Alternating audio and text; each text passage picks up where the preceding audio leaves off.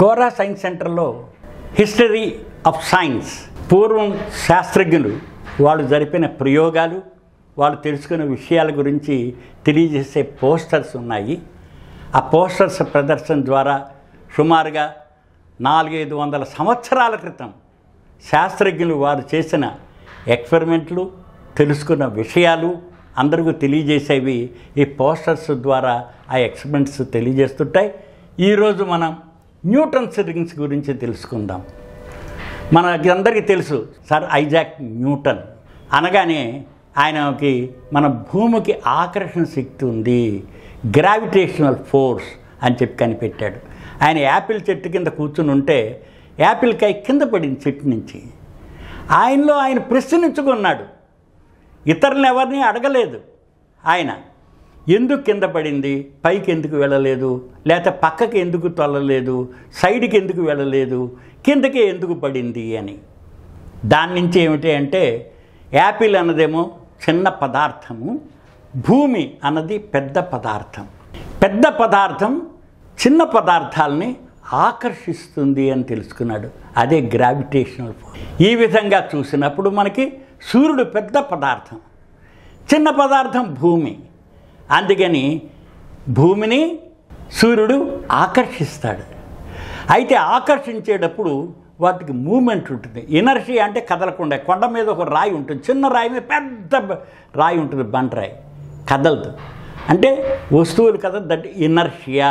అది property of matter అనమాట. లేదు, కదిలే వస్తువులు కదులుతూనే ఉంటాయి, అవి ఎప్పుడు తిరుగుతూనే ఉంటాయి. అలాగా చూసినప్పుడు మనకి భూమి చుట్టూ గ్రహాలు తిరుగుతున్నాయి అని చెప్పి కనిపెట్టాడు అన్నమాట. ఆ రకంగా. అంతేకాకుండా ఆయన అనేక ప్రయోగాలు చేశారు. న్యూటన్ అనేసరికల్లా కాంతి గురించి ఆయన ఒక గాజు ప్రిజం అంటే త్రిభుజం లాంటిది తీసుకుని, త్రిభుజాకారంగా ఉన్న గాజు దిమ్మ తీసుకుని దాన్ని ప్రిజం అంటాము. కాంతి కిరణాలు కనుక ప్రిజం మీద పడినట్లయితే కాంతి 7 రంగులుగా విడిపోతుంది. ఆయన ఈ పక్కన ఉన్న ఫోటోలో కనుక చూసినట్టయితే కిటికీలోంచి చిన్న హోల్ చేసి సూర్యకాంతి ఈ ప్రిజం మీద పడేట్ చేశాడు. ఆ ప్రిజం పడిన కాంతి పక్కనున్న గోడ మీద 7 రంగులుగా విడిపోయింది. అంటే తెల్లని కాంతి 7 రంగుల మిశ్రమము అని కనిపెట్టాడు. అంతేకాకుండా ఈ కాంతి కిరణాల మీద, కాంతి వేవ్స్ మీద, అంటే వేవ్ మోషన్లో కాంతి ప్రసరిస్తుంది అని చెప్పి ఆయన తెలుసుకున్నాడు. తెలుసుకున్నప్పుడు అనేక ప్రయోగాలు చేశారు.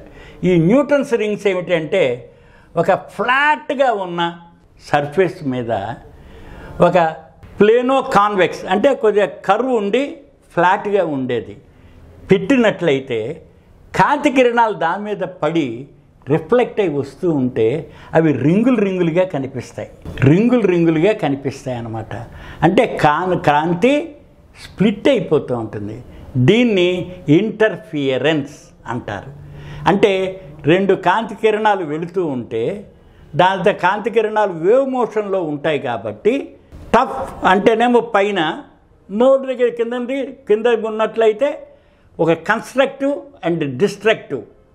ఒక అలలు ఉన్నాయి, సముద్రం మీద అలలు చూస్తారు. అల మీద అల కనుక కలిసి ట్రఫ్ పైది కనుక కలిసినడితే అది పెద్ద అల కింద ఉంటుంది. అది డిస్ట్రక్టివ్, ఆపోజిట్ అల కనుక ఇప్పుడు వెళ్ళిన అల తిరిగి వస్తూ ఉంటుంది అనుకో, దాన్ని చంపేసింది అనుకోండి, డిస్ట్రక్టివ్ అయిపోతున్నట. అలాగే కాంతి కిరణాలు ప్రసరించేటప్పుడు కన్స్ట్రక్టివ్ అండ్ డిస్ట్రక్టివ్ ఉంటాయి.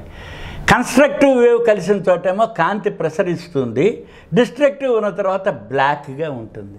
అలాగే కలర్స్, మనం ఇంతకుముందు న్యూటన్ ప్రిజం ద్వారా 7 రంగులుగా విడగొట్టాడన్నాడు కాబట్టి ఈ రింగులు కూడా కలర్లో వేవ్ లెంగ్త్ని బట్టి మారిపోతుంటాయి.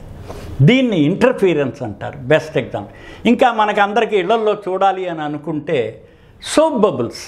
సోప్ బబుల్ మీరు ఊతారు, రంగులు కనిపిస్తాయి. ఎందుకని?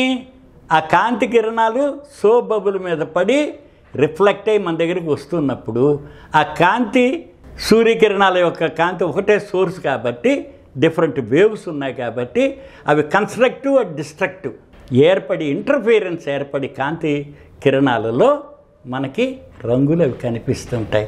అలాగే రోడ్ల మీద చూస్తుంటారు, నీళ్ళ మీద వర్షపు దీని మీద ఒక ఆయిల్ చుక్కబడింది అనుకోండి, దాని మీద కాంతి పడినప్పుడు పల్చటి లేయర్ కనుక ఆయిల్ ఉంటే రంగులు కనిపిస్తూ ఉంటాయి. అలాగే పెరల్స్ లేయర్లో మనకి కాంతి కిరణాలు కనిపిస్తుంటాయి.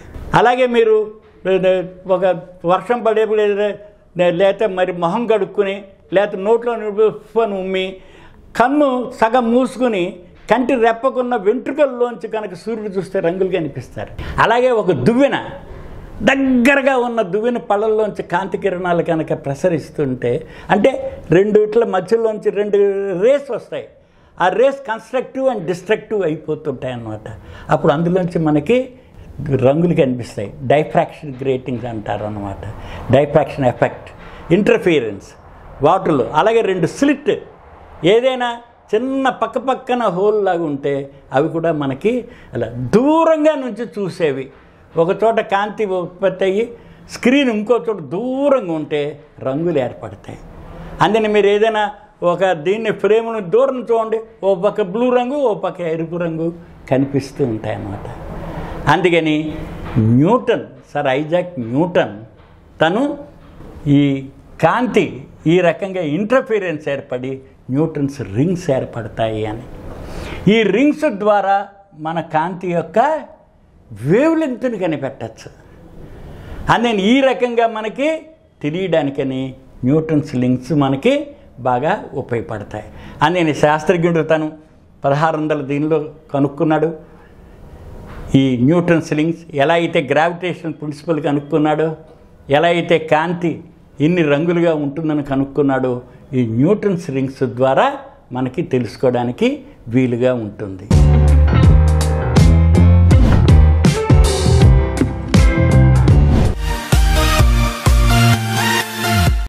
ఈ కార్యక్రమం మీకు ఎంతో నచ్చింది కదా?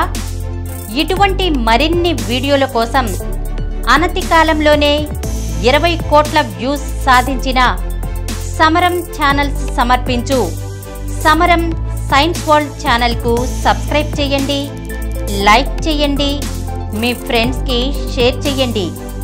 అలాగే ప్రక్కనున్న గంట సింబల్ని ప్రెస్ చేయడం మర్చిపోకండి.